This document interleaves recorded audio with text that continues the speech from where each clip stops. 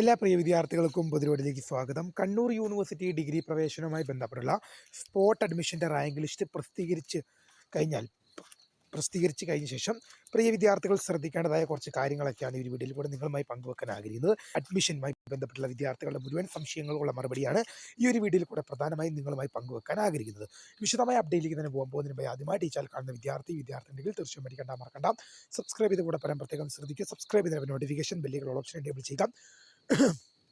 Channel videos നിങ്ങൾക്ക് ഉപകാരപ്രദമാകുന്നുണ്ട് തീർച്ചയായും ലൈക്കും കൂടി ചെയ്യുക. അതുപോലെ നിങ്ങളുടെ സുഹൃത്തുക്കളിലേക്കും ഷെയർ ചെയ്ത് കൊടുക്കാനും കൂടി പ്രത്യേകം ശ്രദ്ധിക്കുക. അതുപോലെ നമ്മുടെ ചാനൽ വാട്സ്ആപ്പ് ചാനൽ ജോയിൻ ചെയ്യാൻ ലിങ്ക് നിങ്ങൾക്ക് വീഡിയോയ്ക്ക് താഴെ ഡിസ്ക്രിപ്ഷൻ ബോക്സിൽ നൽകുന്നതായിരിക്കും. അപ്പോൾ നമുക്ക് വളരെ സുപ്രധാനവും വളരെ പ്രാധാന്യമറിയിക്കുന്ന വാർത്തയിലേക്ക് തന്നെ കിടക്കാം.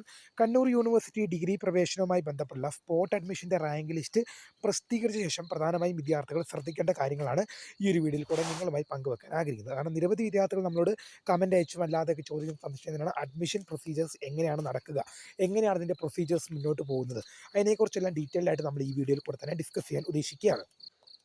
സ്പോട്ട് അഡ്മിഷൻ്റെ റാങ്ക് ലിസ്റ്റ് പ്രസിദ്ധീകരിച്ച് കഴിഞ്ഞാൽ വിദ്യാർത്ഥികൾക്ക് admission.kannur.university.ac.in എന്ന വെബ്സൈറ്റ് വഴി FIUGP FIIMP എന്ന സെക്ഷനിൽ നിന്നും നിങ്ങൾക്ക് റാങ്ക് ലിസ്റ്റ് ഡൗൺലോഡ് ചെയ്യാൻ നിങ്ങൾക്ക് സാധിക്കും. റാങ്ക് ലിസ്റ്റിൻ്റെ ലിസ്റ്റ് നിങ്ങൾക്ക് കാണാൻ സാധിക്കും.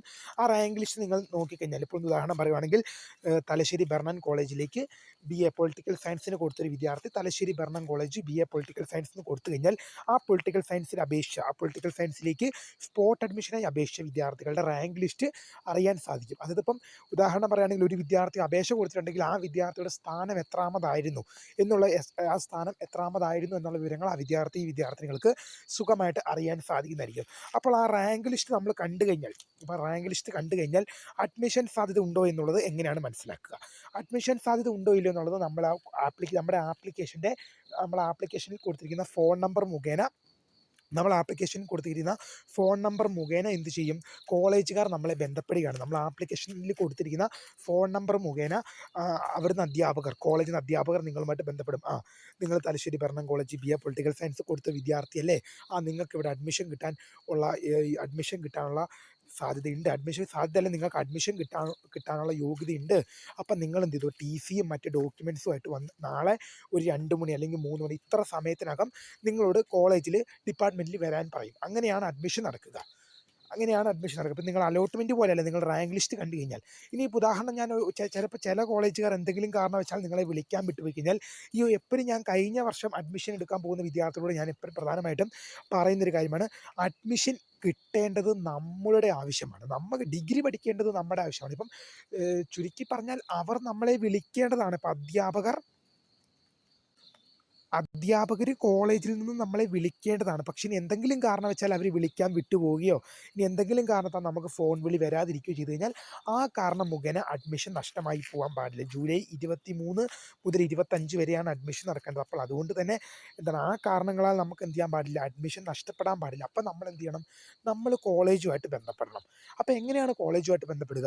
നിങ്ങൾക്ക് യൂണിവേഴ്സിറ്റി വെബ്സൈറ്റിൽ നോഡൽ ഓഫീസറുടെ admission.kannur.university.ac.in എന്ന വെബ്സൈറ്റിൽ നിങ്ങൾക്ക് FIUGP FIIMP എന്ന ലിങ്ക് വഴി നിങ്ങൾക്ക് നോഡൽ ഓഫീസറുടെ ഓരോ കോളേജിലെയും നോഡൽ ഓഫീസർമാരുടെ നമ്പർ കിട്ടും. ഇപ്പോൾ ഉദാഹരണം തലശ്ശേരി ഭരണം കോളേജിലെ നോഡൽ ഓഫീസർ, അതുപോലെ തന്നെ കരിന്തളം ഗവൺമെൻറ് കോളേജിലെ നോഡൽ ഓഫീസർ, ഉദുമ ഗവൺമെൻറ് കോളേജിലെ നോഡൽ ഓഫീസർ, കാസർഗോഡ് ഗവൺമെൻറ് കോളേജിലെ നോഡൽ ഓഫീസർ, ഇങ്ങനെ ഓരോ കോളേജിലെയും നോഡൽ ഓഫീസർമാരുടെ നമ്പർ നിങ്ങൾക്ക് കിട്ടും.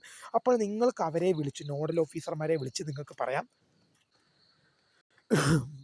എനിക്ക് ഇത്രയൊക്കെ റാങ്ക് ഉണ്ട്, എനിക്ക് ഇത്രയൊക്കെയാണ് എൻ്റെ സ്ഥാനം, അപ്പോൾ എനിക്ക് എന്തുണ്ടോ ഇവിടെ അഡ്മിഷൻ കിട്ടാൻ, എൻ്റെ സ്ഥാനം ഇത്രയൊക്കെയാണ്, അപ്പോൾ എനിക്കിവിടെ അഡ്മിഷൻ കിട്ടാനുള്ള സാധ്യത ഉണ്ടോ ഇല്ലയോ എന്നുള്ളത് നിങ്ങൾക്ക് നോഡൽ ഓഫീസർമാരെ വിളിക്കുകയും ശേഷം നിങ്ങൾക്ക് കൺഫേം ചെയ്യുകയും ചെയ്യാം. അപ്പോൾ അങ്ങനെയും നിങ്ങൾക്ക് അഡ്മിഷൻ തരാം. ഇപ്പോൾ ഞാൻ ആദ്യമേ കഴിഞ്ഞ വർഷം വിദ്യാർത്ഥികളോട് പറഞ്ഞതാണ്, അഡ്മിഷൻ എടുക്കേണ്ടതെന്നുള്ളത് അവരുടെ ആവശ്യത്തിൽ കൂടുതൽ നമുക്ക് ആവശ്യം. ഇപ്പം നമുക്ക് അഡ്മിഷൻ തരണം എന്നുള്ളത് അവരുടെ ആവശ്യത്തെ കഴിഞ്ഞും നമുക്ക് അഡ്മിഷൻ കിട്ടുക എന്നുള്ളത് നമ്മളുടെ ആവശ്യമാണ്. ആസ് എ സ്റ്റുഡൻ്റ് എന്ന രീതിയിൽ നിനക്ക് പഠിക്കണമെങ്കിൽ അത് നിൻ്റെ ഉത്തരവാദിത്തമാണ്. അപ്പം നീ വേണം അതിനുവേണ്ടി എന്ത് ചെയ്യാൻ, മെനക്കെടാൻ എന്ന രീതിയിൽ നീ വേണം അതിന് മുൻകൈ എടുക്കാൻ.